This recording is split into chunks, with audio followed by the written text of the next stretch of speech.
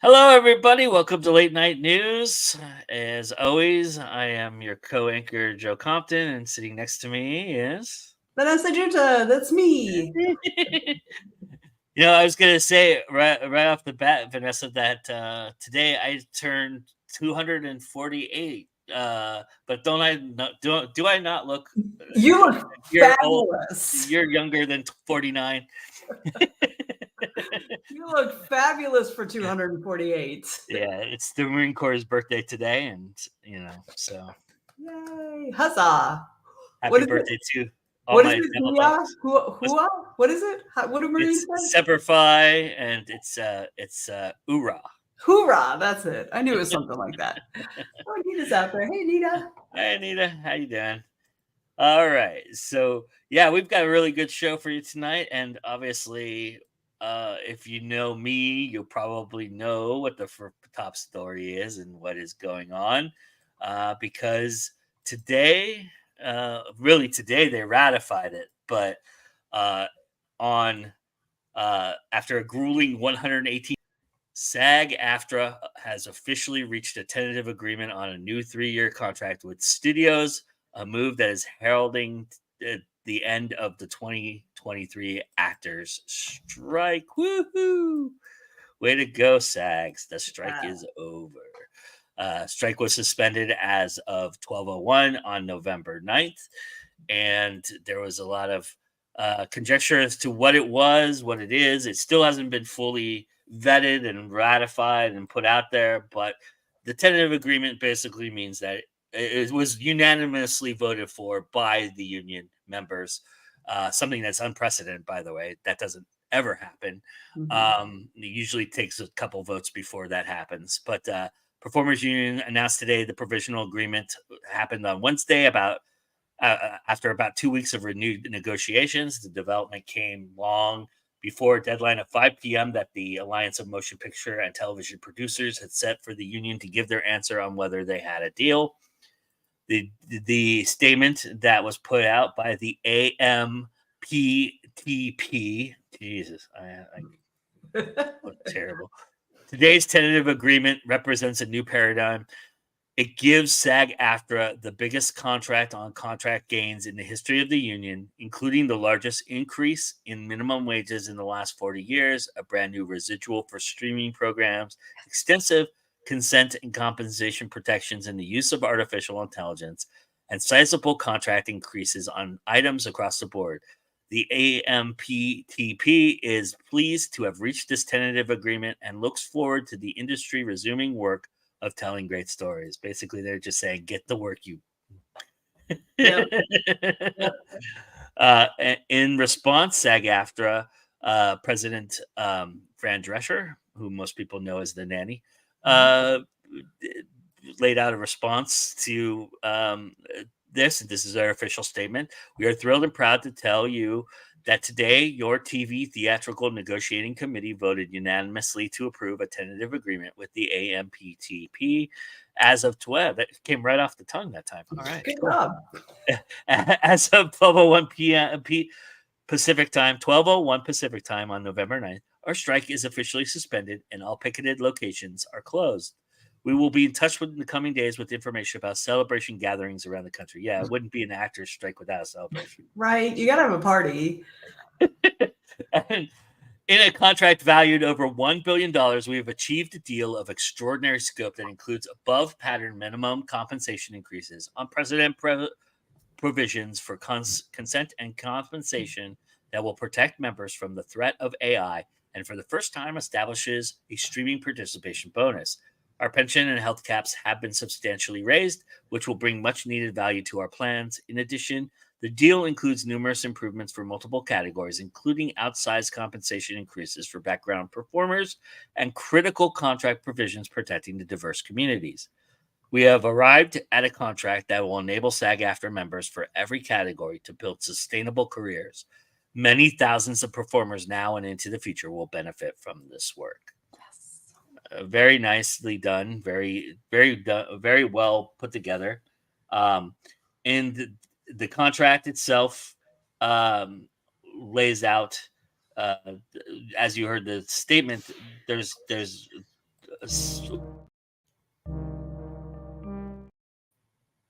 Did I not download? Oh, I didn't download it. Never mind.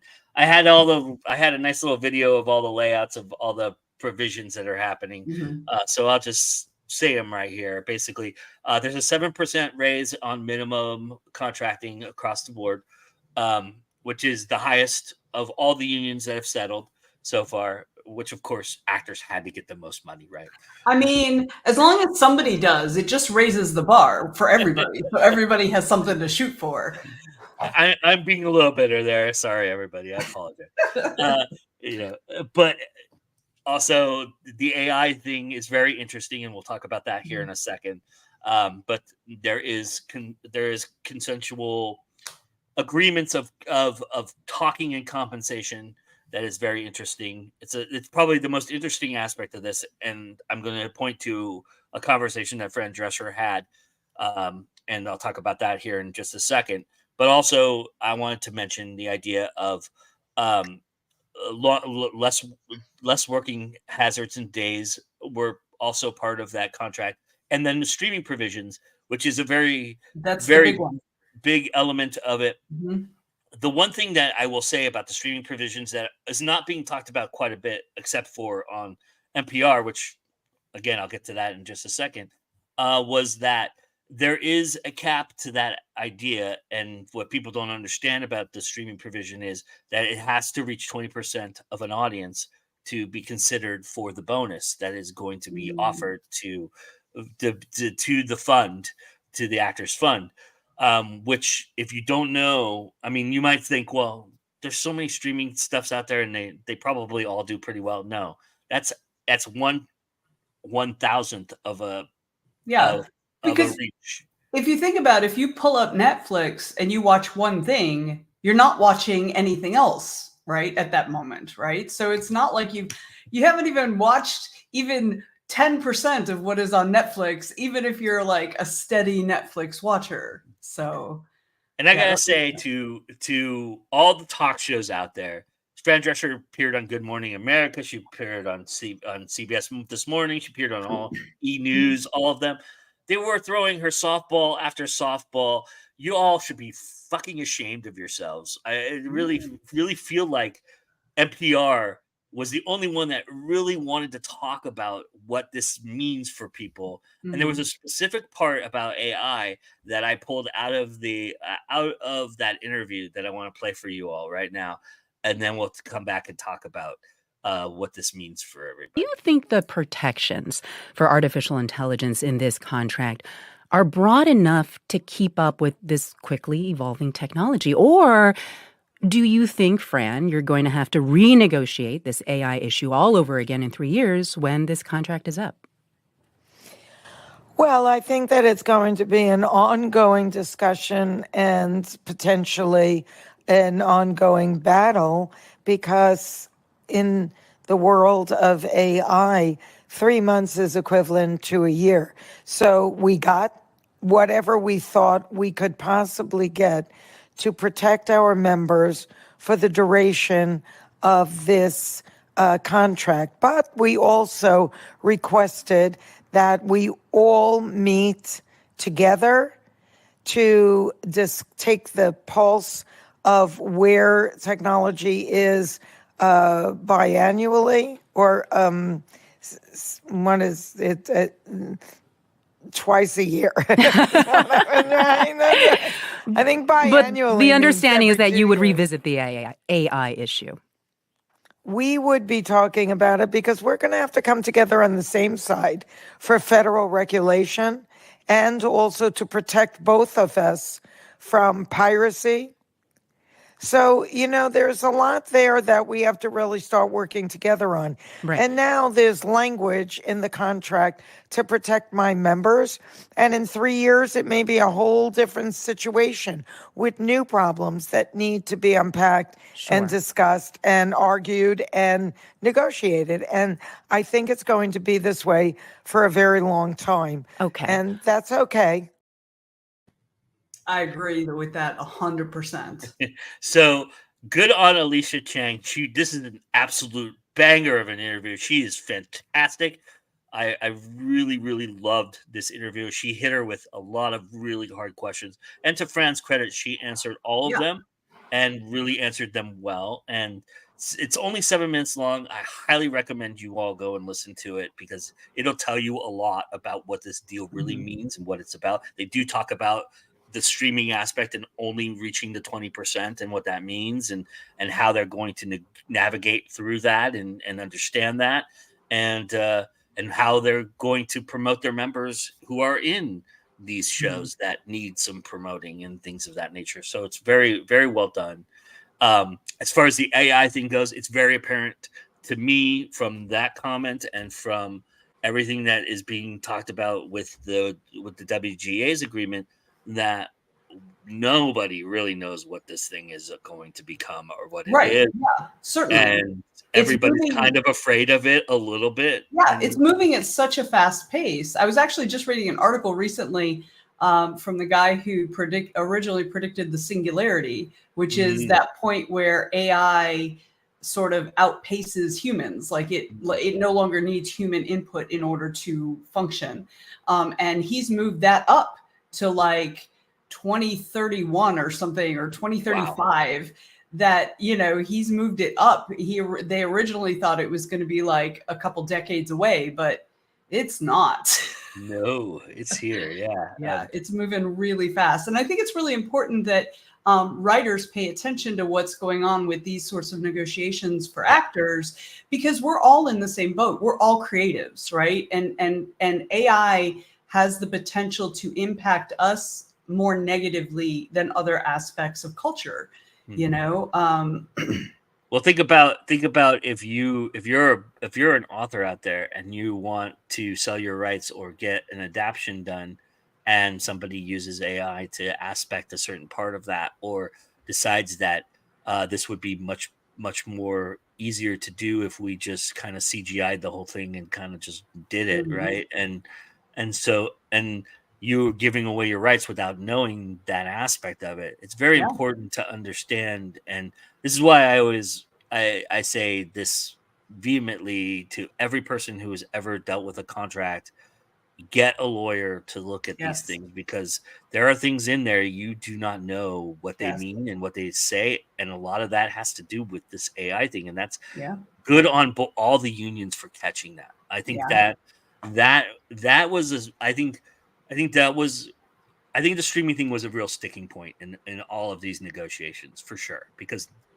it was the one it was the one island of gold that the studios didn't have to worry about giving up their chunk of change for, right? mhm, And and they knew that this day was coming, yeah, so they prepared for that. They were ready for mhm, that. But what they weren't prepared for was AI coming at them and being a part of this. And they've obviously been made very apparent to them that AI is in no way ready for them to just shook writers and actors away yeah. from the opportunity to create art, But right? again, AI is moving so quickly that like we don't know how far away that is. It's Yeah. not as far away as we think it is. Yeah. I think this is Yeah. actually kind of a good segue into the next. Yes, it is. Yes, it is. Good You want to job. just go right into it, Let's or do do it. you want to say hello to the audience first? Yes, let's say I see Maddie out there, Yeah, and you say hi to Anita's Anita. here. She says, Yes. "Yay!" And then hello to you all. Hi, Maddie. Just That was pulling when you me. were when you were putting the wrong thing up. Same as Vanessa. Same Vanessa. I think she was talking about when you were just saying about the Fran Drescher's Yeah. response. And then I'll be afraid when AI can make a mermaid from an art prompt. I mean, with 3D printing, and they start doing 3D or like organic 3D printing. I mean, anyway, Yeah. that's a Yeah. whole different thing. That's a whole different thing. All But right. So then, yeah. So it segues nicely yes, into but our on the next topic story. of AI and computer generated stuff, uh, Amazon has recently announced the launch of an invitation only US based beta launch of AI driven audiobook version of ebooks using virtual voice narration, a synthetic speech technology. So they're offering this to some authors. They can create an audiobook from an ebook in a couple steps. They'll choose one of their eligible ebooks on KDP. From there, authors can sample voices, preview, and customize the audiobook. Authors can set a list price between $3.99 and $14.99 and will receive a 40% royalty. After publication, audiobooks will be live within 42 hours and distributed where Audible titles are sold. KDP authors can also choose to work with professional narrators and voice talent through ACX, as is available now, of course. And of course, Amazon is touting all this. It's just in beta. So again, it's invitation only. And they've said they are going to share updates in the coming months as there is additional information. After publication, oh wait, I already said that part. Reach a new audience. So the post said, wait, what did you say?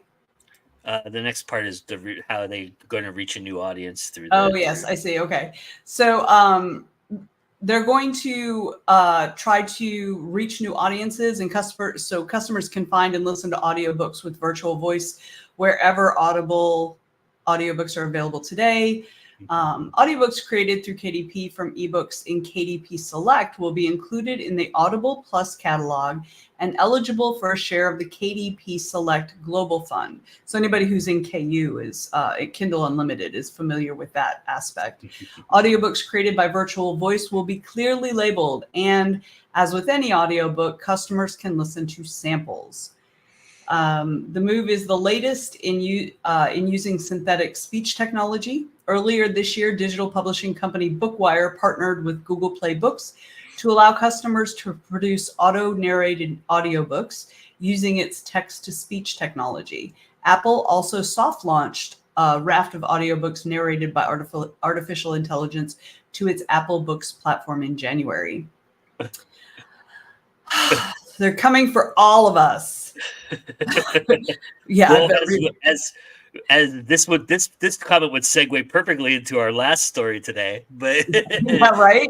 No, they're coming for all of us. About readers. There's some interesting things in here though, because oh my God, there's so much to unpack. Like, what is an eligible ebook? Like, what makes an ebook eligible, right? Has it been an audiobook before? I would imagine. I mean, maybe, but it's Amazon, so who knows? Like, they're probably not even gonna. I'm sure it'll be marked in the account which ones are available. But also, once this is created, if you are not in KDP Select, will authors be able to download the audiobook and distribute the book elsewhere, like on their own website with direct sales? Amazon is not historically known for playing well with others, including authors. So that's what Anita said here too.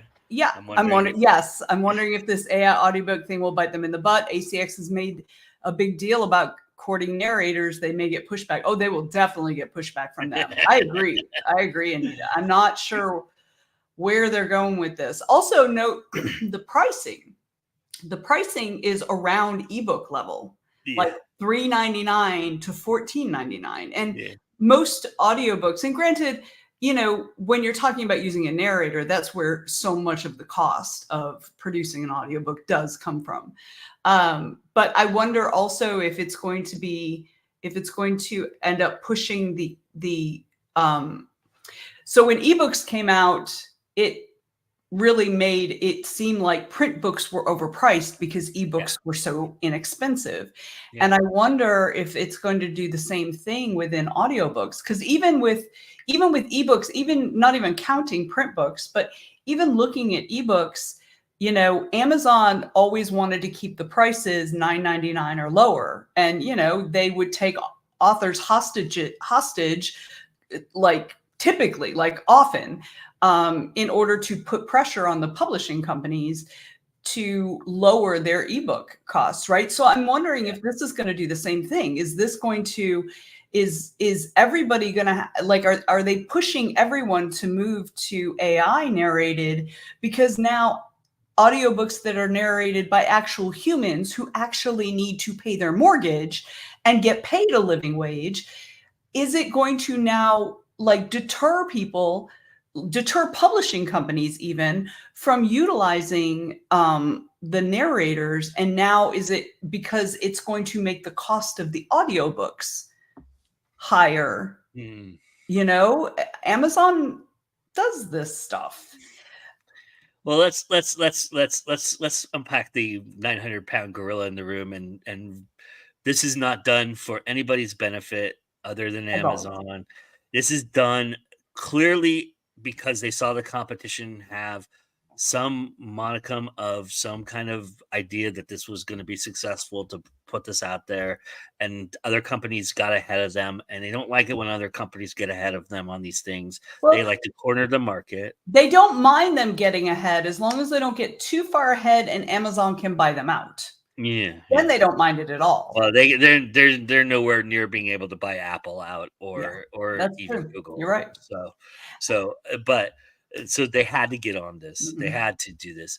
The price point thing is very interesting to me as well. I think that it just screams like, hey, we're doing the work, so you can price at anything you want. That's the reason why we don't allow you to price the ones that are done by narrators, because they got to get paid and we've got to get paid, so we have to control the cost. But now that we're doing it and Mhm. we're hired this whatever, this computer to spit out Mhm. words for you, hey, we're already making money hand over fist on it. Yeah. So go ahead and price Yeah, it whatever because you want. they're getting 60%.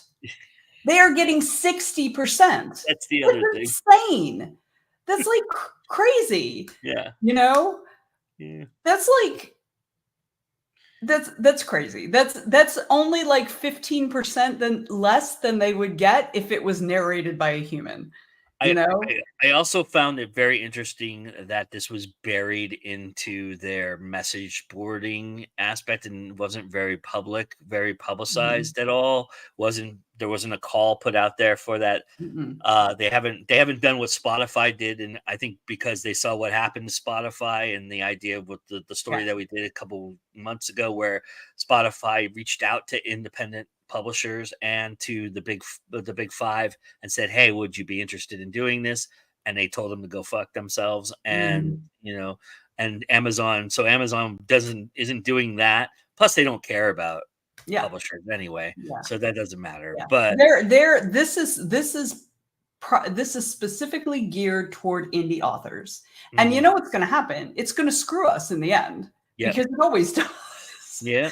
So there's going to be 1,000 people who jump on this and look at this as a fast train to put out an audiobook. Yeah. And I get it, because we don't, we're not all money bags, and we don't all have all the, I mean, there's already a lot of costs involved in putting out a book, period.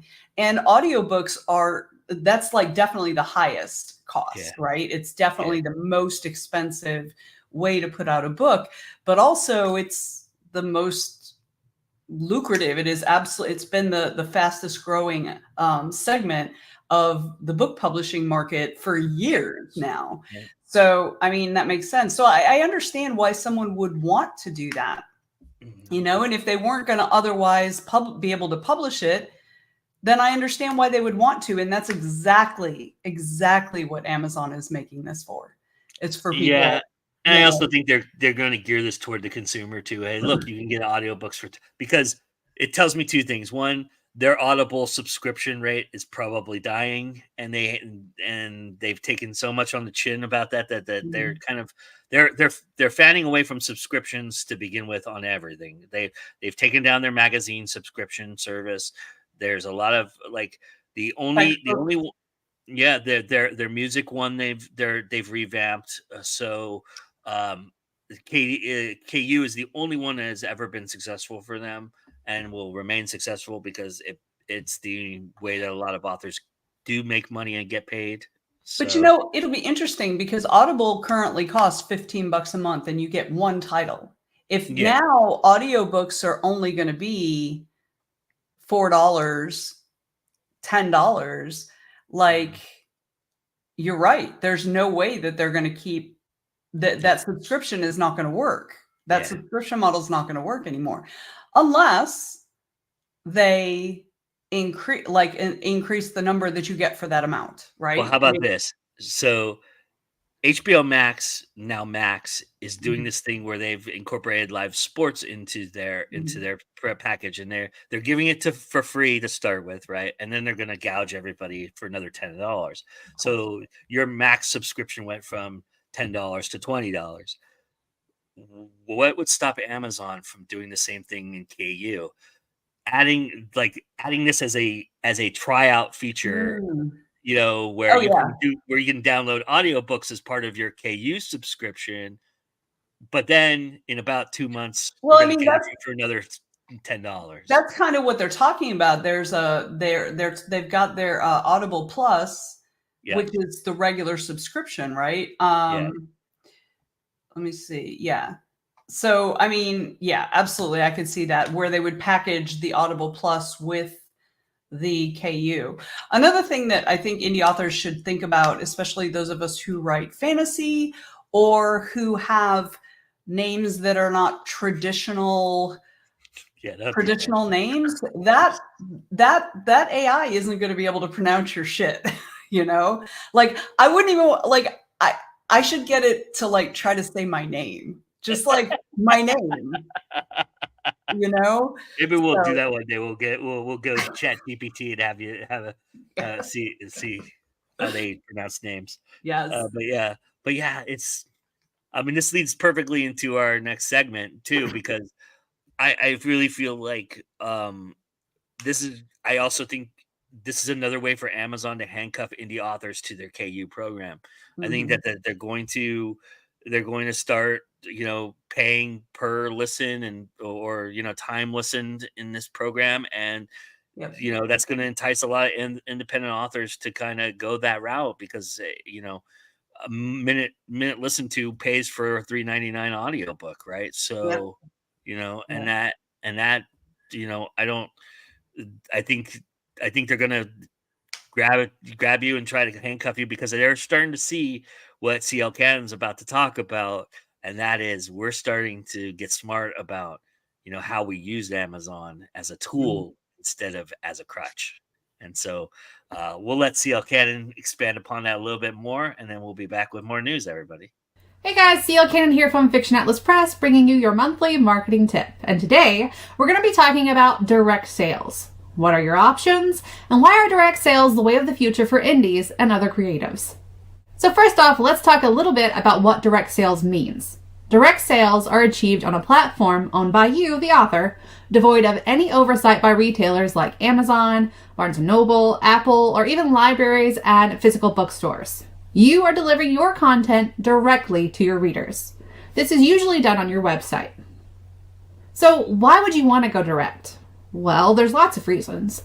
With direct sales, you're calling all the shots, you're making all the decisions, and in some ways doing more of the heavy lifting, but with a much bigger chunk of your profits, since you're not forking out a percentage to distributors. You're also developing a much closer relationship with your readers, both on the surface level with fan interaction, and more behind the scenes business savvy side that comes with being able to have access to your customers' data, instead of that data being secreted away by middlemen like Amazon. Now, what options do you have to sell directly to your readers? There are several ways to go about this, and your choice will ultimately depend on factors like your time, budget, technical ability, and your location. My favorite way to sell directly is via the WordPress WooCommerce plugin. This is for self-hosted WordPress.org sites, not the evil, ridiculously expensive, and clunky .com version of WordPress. Side note, if you have a WordPress.com site, I highly suggest ditching it for the .org, which is free, and with most shared hosting platforms charging less than $50 a year to host your site, it is so much more affordable. I do have host suggestions. If you need them, hit me up. Now, back to WooCommerce. I've been building websites on WordPress for over 17 years now. Yes, this youthful complexion is all an illusion. And Woo has always been a trusted source for e-commerce. I've set up 6 stores for authors in just the past 4 months, and I'm scheduled to complete 5 more by January. So you can definitely see that this trend toward direct sales is taken off. I recommend Woo because of their many years in the business, and the ability to set up and sell from your website for free. The only fees you pay with WooCommerce are to the payment processors that you use. That can be Square, PayPal.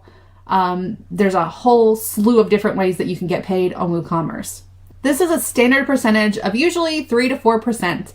And it's just like when you sell something at a con or a signing and you use your card reader. With Woo being a part of your already existing author website, it makes it easy for your readers to find, and it can increase your web traffic for your entire site. With Woo, you can offer ebooks, as long as they're not enrolled in Kindle Unlimited, paperbacks, hardbacks, audiobooks, swag, or even subscriptions. And there are a ton of tutorial videos and written guides online to help you get started. You can offer cart suggestions, upsell better products, bundle books and swag, or create collections. Coupons are also a default feature of WooCommerce, which can be an excellent way to reward your most loyal fans or newsletter subscribers. Woo also has several integrations like BookVault, Printify, Canva, Shopify, Gumroad, BookFunnel, PrestaShop, ThriveCart, and more. In my opinion, WooCommerce is a great starting point for authors who want to sell direct, but don't have a huge budget to sink into subscription fees or extensive marketing, and would rather spend a little time getting to learn the WooCommerce plugin in order to invest the money saved into more or better products for readers to enjoy. Another direct sales platform that is hugely popular is Shopify. Shopify has been around for a number of years and is a trusted solution for offering your content to readers. Shopify does have some steeper fees, with plans starting at $39 a month and going up to $399 a month for authors or publishers with more robust needs. There are also payment processor fees on top of the monthly subscription at the standard 3 to 4% rate. Shopify is good for authors who don't want to manage a website. On Shopify, you simply sign up, pay your monthly fee, and start uploading your products right away without much of a learning curve or complicated installation instructions to follow. Shopify has ready-made templates to choose from, and they manage the hosting of your online store for you. This also means limited room for customizations and no code level access to your theme. That's a deal breaker for some people that's great. Setting up your products on Shopify is similar to WooCommerce, with basically the same options regarding what sort of product variations that you can offer. Shopify does integrate with Amazon, BookVault, Etsy, Printify, and other popular services, but some of these integrations cost an additional fee, or they may incur a monthly subscription. In my opinion, Shopify is great for authors with large backlists and fans who are already excited to buy direct. Its price point and additional fees means that it's much harder for a less prolific author or authors on a budget to start here. If you're looking for something with the convenience of Shopify, but the affordability of WooCommerce, you may want to check out PayHip or Gumroad, which both offer a more laid-back approach with fewer tasks to get started, but a great starting point for authors who want to dip their toes into the direct sales pool. These platforms have a flat fee that is slightly higher than the payment processing fees of both WooCommerce and Shopify, but the platforms are completely free to use with no web hosting requirements and easy product uploads. These are just a few of the many ways to sell directly to your readers. I'd love to cover them all, but that would be a 5-hour video. I think I've covered the most popular store setups in this episode, but new platforms and formats are being discovered literally every day. From subscription services like Ream and Patreon to more finite sales platforms like Kickstarter. Indie authors are finding more ways than ever to get a bigger piece of the pie, and we're bringing our readers with us. I hope this video has helped you understand more about direct sales as an author. As always, if you have any questions about this video or any marketing topics, you can email me at info@fiction-atlas.com and I'll be more than happy to help. You can also check out my websites listed below. That's it for me this month. I'll see you next time. Bye. I love that. Very good, very good. She was very excited to give us that tip this month. So, and it works out perfectly with what we're trying to do. So. Yeah, I love it. That's one of my goals for next year is to, now that hopefully my house situation is going to be settled, next year is going to be shifting over to more direct marketing and stuff. So nice. Awesome. I'm always excited for her stuff. I don't know what would be hilarious. I'm sure that was probably about the AI. Yes. Yeah. I loved your thing about this youthful complexion is a big lie. Nice. I love watching Courtney come out of her shell and do stuff like that. So. Yeah. No So, more trees on the house or universe. no more Yes. trees on the house, right? Thank you. From your fingers to the universe's ears. So, All right. So we've got some more great stories for you. I mean, it's all Amazon it's just almost all Amazon here. So, but Well, this time we're going to talk about the Goodreads version of Amazon. So, Goodreads has finally acknowledged that review bombing might be a problem. Review bombing on Goodreads gradually made the book-centric social cataloging platform lose credibility. I'm not really sure it was exactly review bombing that did that, but it definitely is a problem. The act of negatively reviewing a book that hasn't even been released affected Goodreads' ecosystem terribly, and so far, there have been little to no measures against review bombing. Hopefully that's about to change. We can always hope.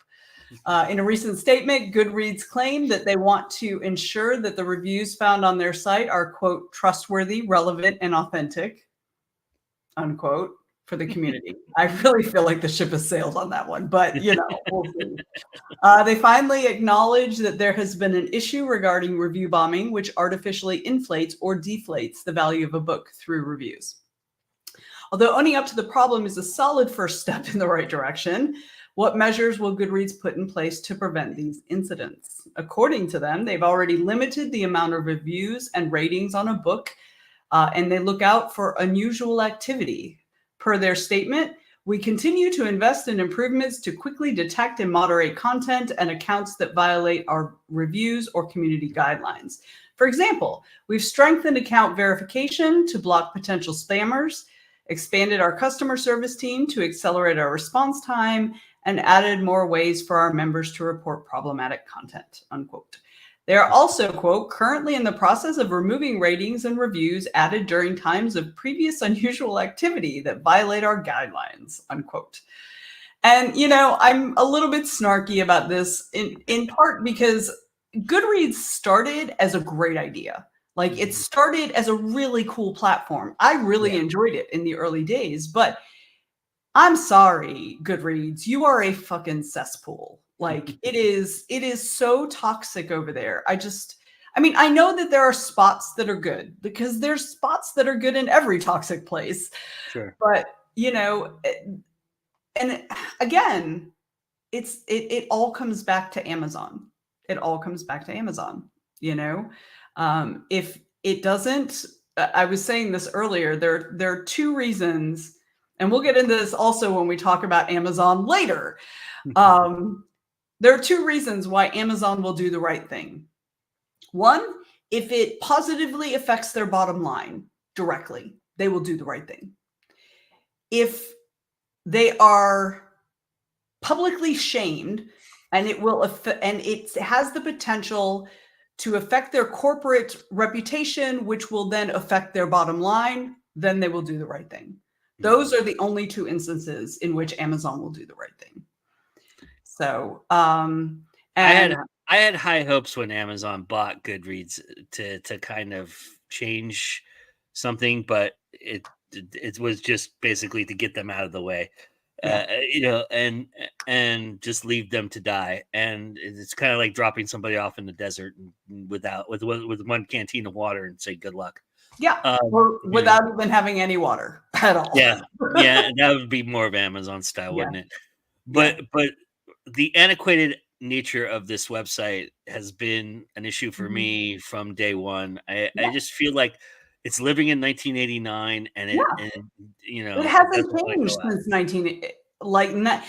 changed since 1998 or whatever. Yeah. Like, it hasn't. The platform hasn't changed. Like, even the interface hasn't changed. Like, you see, like, what you see now is what you saw when Goodreads first opened. Like, no changes. There's no modernization to it or anything. And go ahead. And offering the free giveaways was a way to kind of get readers to interact with you into this platform. Yeah. But the problem now is that, number one, there aren't as many actual readers on Goodreads as there are scammers and spammers. And number two, now they started charging like crazy amounts to run a free. It's something like $400 or $200 or something like that just to run a free giveaway. And like that's not cost effective. That's not cost effective for, for a big name like Brandon Sanderson. Sure, that's nothing. But like But he for doesn't need little that. right, he doesn't need it. He just made millions of dollars Yeah. through GoFundMe, Plus or he'll use BookBub. Kickstarter. BookBub will do it for free for him, so he doesn't have to worry Right? about it. Yeah. So, yeah. And Anita says pretty much exactly what I was saying. She said, my guess, any action Goodreads takes will be useless and only for show. Exactly. The only reason they did this was because of the recent controversy. Absolutely. Public shaming. Agreed, Vanessa. I also agree with Anita's statement. I feel like they are fighting a losing battle on this one. Yeah, Mel was like, I was fixing to say it wasn't around in the 80s. Yeah, I caught that too. Those giveaways are bogus. They always have been. Yeah, exactly. You know, Well, those of us who remember message boards from the 80s, that's well, yeah, but still, honestly, like I wasn't even on the internet until 93, and that was back in the Usenet days. So, like there was no graphic World Wide Web in the 80s. If you want to get no, but there was the AOL chat rooms and things like that. Yeah, but those weren't even in the 80s. Those were in the 90s. Yeah, it was like 88, 89. Mm-hmm. No, it wasn't. Okay. I seem to remember it was like 88, 89, but okay, maybe. Goodreads used to be indie friendly. After Amazon bought it, it was a trad bias. Absolutely. It was a trad something. Yeah. I mean, Goodreads started as a really great idea. Like it really is a great idea. But yeah. And I mean, Amazon has owned it for so long. I don't know. I don't remember if that was actually the point where it became problematic.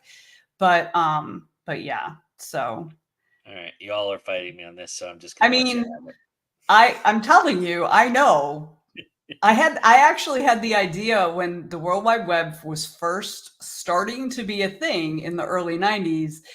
I looked up MTV and nobody had bought it, MTV.com, and I thought, oh, I should buy that. But names at that point were $70, $80, $100, and I was a college student putting myself through college, and I didn't have that kind of cash. I totally should have. I would have made bank, man.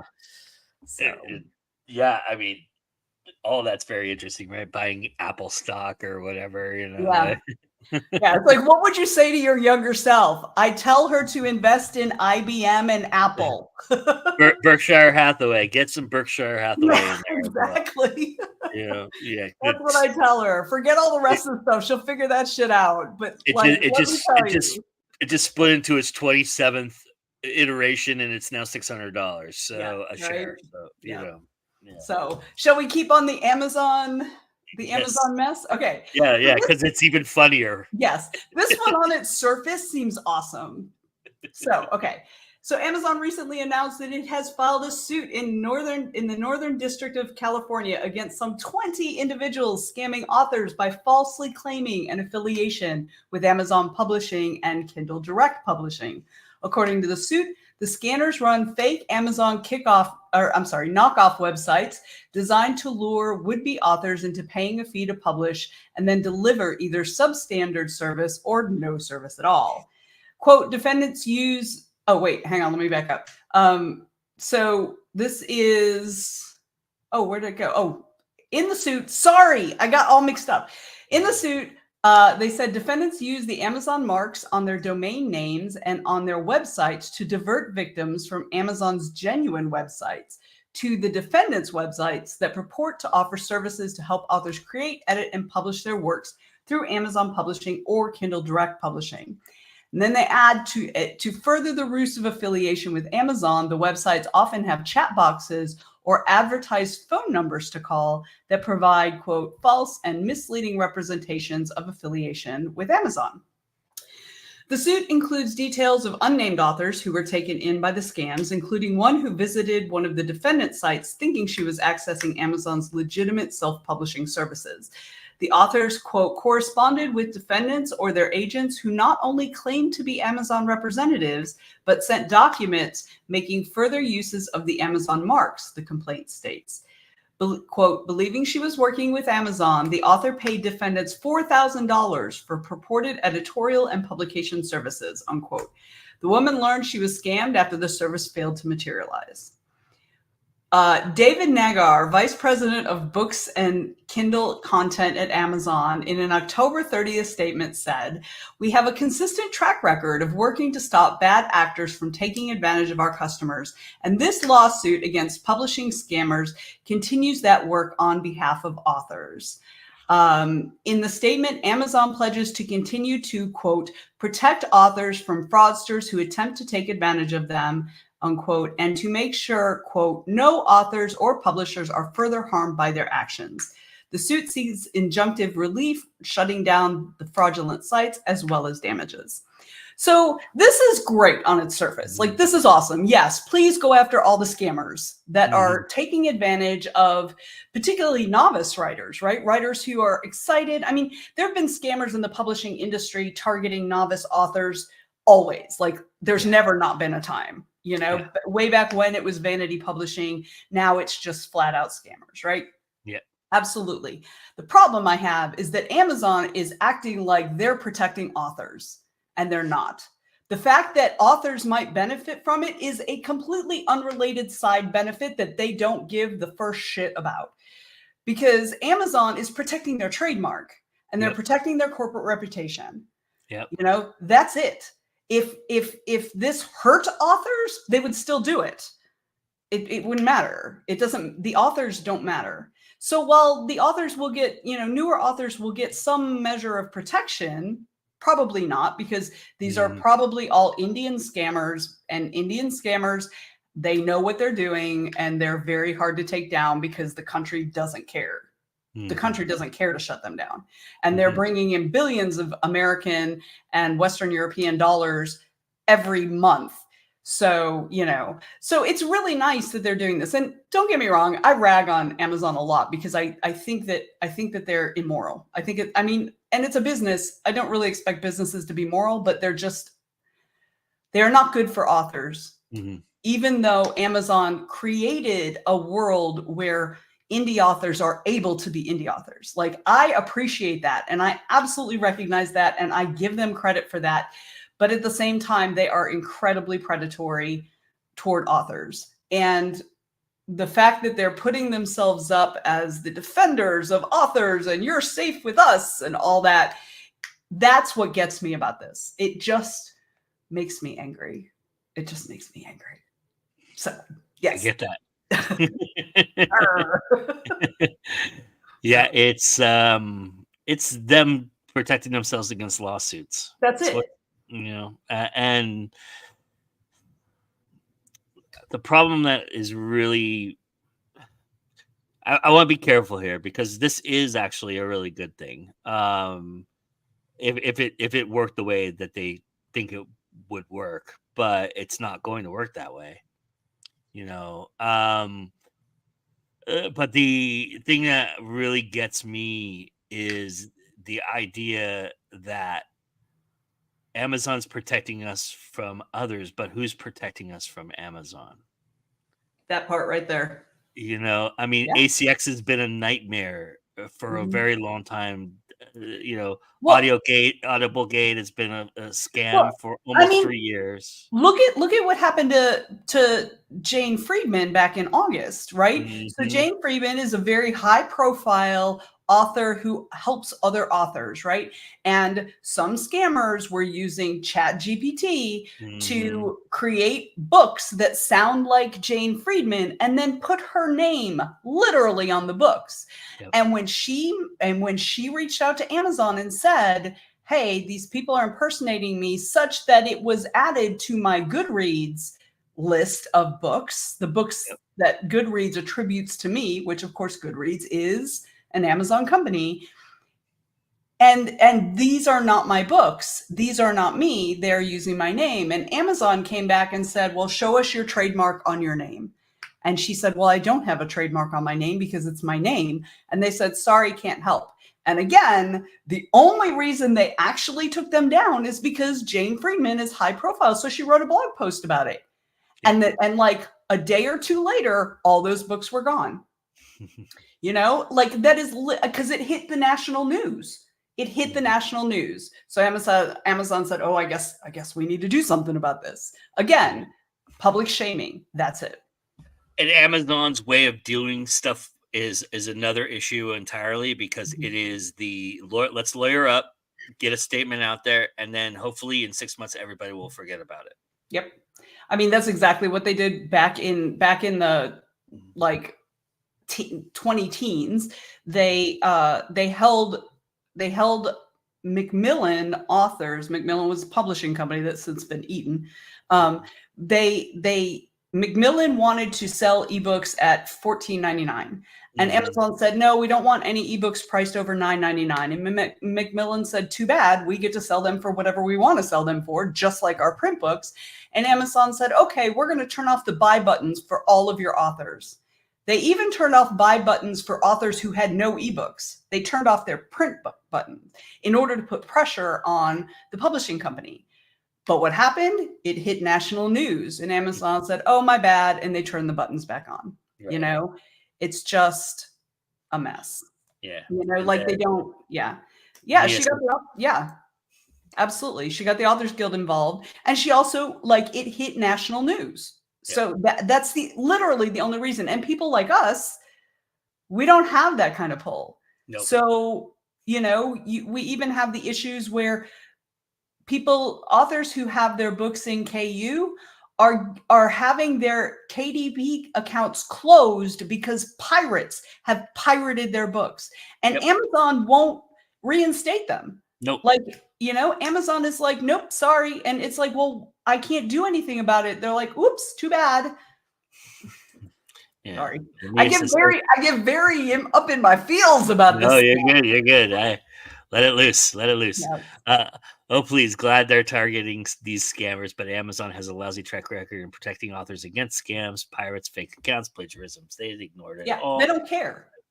They don't care. They don't care. So, and that's what gets me about this particular story is that they are acting like they care when we know they don't care. Well, and the other thing about the story, the way it's written, it seems proactive, but it's all reactive. Mm-hmm. Yep. That's how Amazon's never been proactive on anything other than flying to Mars. Bottom line. Their bottom line. That's the only thing they're proactive about. Their bottom line. Yeah. So. And well, you know what? It doesn't matter anyway, because the NEA says that we're all stupid. I heard that. So so the NEA is for our final story tonight has been talking about so everybody's been like really high on book sales and saying how much, you know, we've been doing well and how they spiked in 2020 and 21 when publishers believed one reason for the increase was that more people had turned to reading during the pandemic, and they were hopeful that some of those people would continue to read when things returned to normal. However, a new report from the National Endowment of the Arts seems to dash those hopes. The NEA's arts participation patterns in 2022 highlights from the survey of public participation in the arts found that in a 12-month period prior to July 2022, only 48.5% of adults read one or more book for pleasure, down from 52.7% in 2017 when the NEA conducted its prior survey. The decline was greater than the drop between the NEA's 2012 and 2017 surveys when reading fell by just under 2 percentage points. The decline in reading between 2017 and 2022 was nearly the same for men and women. And as in previous years, more women than men read books last year, 56.6% versus 40%. Thank you, women. The report also found the fewer older readers reported reading a book in 2021-2022 period than was the case 5 years earlier. I found that really interesting. Yeah, the biggest decline came amongst the 55 to 64-year-olds, where the percentage of those who had read a book fell from 53.6 in 2017 to 43.6. The percentage of young readers, those age 18 to 34, who read at least one book for pleasure in a 12-month period held even less of a No, it decline. held even. Yeah, it Yeah, held held even. even. Sorry, yeah. Yeah. But so, Yeah, oh my God, it's interesting because like historically, older people tend to read more than younger yeah, people, just generally. That's really interesting that 55 to 64-year-olds had a decline. I wonder why. I mean, I can think of several possible reasons. Some being mhm, that a lot in that age group, because of the changes in the world and inflation and things like that, are having to work more, or they have yeah, more responsibilities, and also, for the last generation or two, people have been having children later. yeah. So, that That's may have some bearing. Like I can think of different potential reasons, but I don't know. I mean, I just find it really interesting that 55 to 64-year-olds are, I mean, I'm almost in that age demographic and I'm definitely reading less than I used to. uh, the other interesting thing to me was, so if you look at this report, it's not just about authoring; it's about Mhm, all the arts. The endowment of the arts obviously covers so much, and they were talking about participation in other art forms, mhm. and I think in the other art forms, it's a little unfair because from 2020 to 2022, nobody was doing anything because we were all stuck in our house. So this report is kind of skewed for those, and I think that's why it's not being mentioned as much. But like only 2% of the world's popular, or 2% of the America's population attended the ballet in that Well, period of time. well, yeah.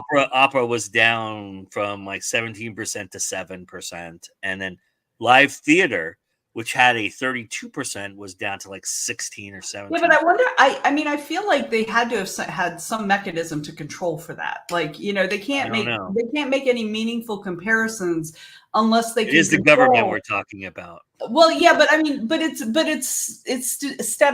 statisticians, and they know how to do this. But like, I Yeah. would think that there would have to be some way to control for the fact that from 2020 to 2021, there were no performances, or there were Yeah. very few performances. They had to have a way to control for that. So Yeah. because I'm a nerd, I would like be interested, if I had time to like really dig into like how what their methodology was, Mhm. because you've got to control for weird shit like that. You have to have a way to control for that, otherwise there's no way to actually compare numbers at all. And you said you hit the key point right there on the head, on the nail head right there. And that is, you have to have time.